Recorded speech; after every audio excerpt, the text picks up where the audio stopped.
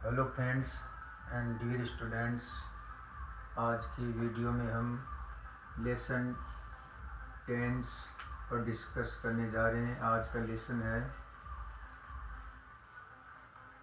Tense, जिसे हम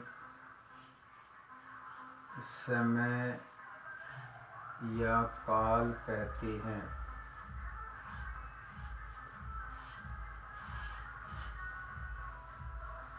first point हमारा है टेंस की परिभाषा। टेंस की परिभाषा, डेफिनेशन।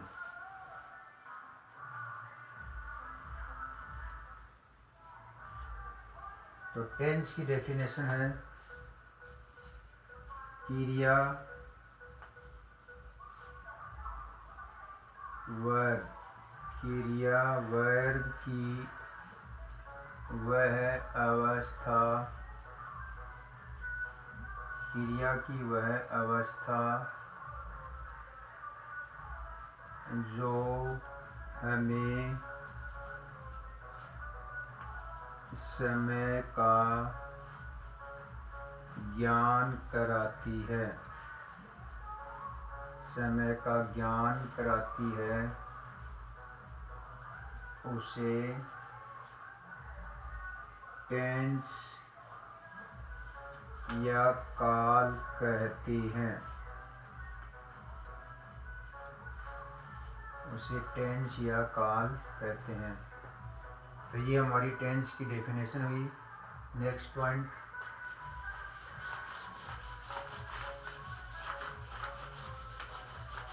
नेक्स्ट पॉइंट में हम पढ़ेंगे टेंस के प्रकार। तो हमारा सेकंड पॉइंट है टेंस काल के प्रकार, मतलब काइंड या टाइप। टेंस के काइंड या टाइप। तो टेंस तीन प्रकार के होते हैं। टेंस तीन प्रकार के होते हैं। तो हमारा फर्स्ट काइंड या पहला प्रकार है प्रेजेंट टेंस। प्रेजेंट टेंस को हम हिंदी में वर्तमान काल कहते हैं। अर्थात वह टेंस जो वर्तमान घटनाओं और कार्यों के बारे में बताए उसे प्रेजेंट टेंस कहते हैं। सेकंड जो हमारा प्रकार है वह है पास्ट टेंस है। पास्ट टेंस को भूतकाल कहेंगे। तो वह टेंस जो बीती हुई घटनाओं और कार्यों का वर्णन करे उसे पास्ट टेंस कहते हैं। तीसरा हमारा जो प्रकार है वह है भविष्य काल, अर्थात फ्यूचर टेंस। फ्यूचर टेंस को हम हिंदी में भविष्य काल कहेंगे। वह टेंस जो भविष्य की घटनाओं अर्थात आने वाले समय के अनुसार घटनाओं और कार्यों का उल्लेख करे या वर्णन करे उसे फ्यूचर टेंस कहते हैं। अगला हमारा जो पॉइंट है वह है टेंस के भाग, मतलब पार्ट्स ऑफ टेंस। तो तीसरा पॉइंट हमारा है टेंस के भाग, मतलब पार्ट्स। तो प्रत्येक टेंस के चार चार भाग होते हैं।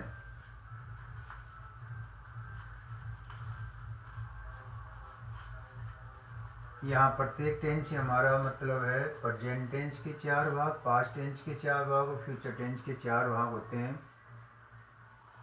इस प्रकार से टेंस के कुल 12 भाग होते हैं। तो टेंस के जो 4 भाग हैं वो इस प्रकार से हैं।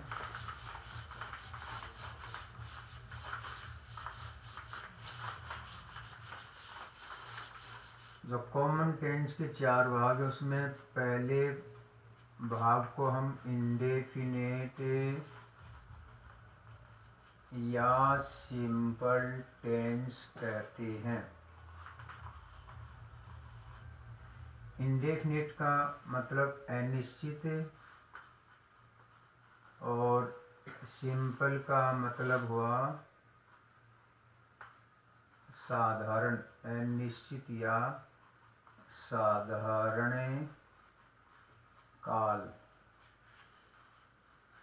दूसरा जो हमारा पार्ट है वह है कंटिन्यूअस या प्रोग्रेसिव टेंस। कंटिन्यूअस का मतलब सतत, सतत कंटिन्यूअस, सतत मीन्स लगातार जारी रहने वाला, लगातार घटनाओं को जारी रखने वाला, रहने वाला। और प्रोग्रेसिव मीन्स उन्नति या प्रगति करने वाला काल।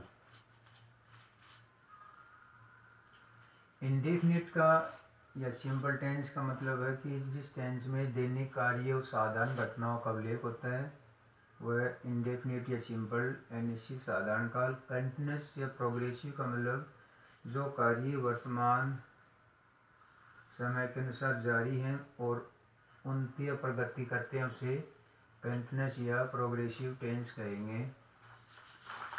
तीसरा जो हमारा टेंस का जो पार्ट है उसका जो नाम है वह है तीसरा भाग परफेक्ट टेंस। परफेक्ट टेंस को हम हिंदी में कहेंगे पूर्ण काल, अर्थात वह टेंस जो भूतकाल या वर्तमान काल या भविष्य की जो भी घटनाएं हैं उनको पूरा होना दर्शाता है, उनको परफेक्ट टेंस कहेंगे। और चौथा फोर्थ पार्ट है परफेक्ट कंटिन्यूअस टेंस, या इसको हम प्रोग्रेसिव भी फोर्थ पार्ट को भी कह सकते हैं, सेकेंड पार्ट की तरह कंटिन्यूअस या प्रोग्रेसिव टेंस, जिसका हिंदी अर्थ होता है पूर्ण सतत। कंटिन्यूअस में सतत लगातार जारी रहने वाला, प्रोग्रेसिव उनकी प्रगति करने वाला काल, अर्थात जिस टेंस में कार्य के लगातार जारी रहने के साथ जो समय के साथ पूरा हो जाता है उसे परफेक्ट कंटिन्यूअस टेंस कहेंगे। तो इस प्रकार ही हमारी टेंस के 4 भाग होते हैं।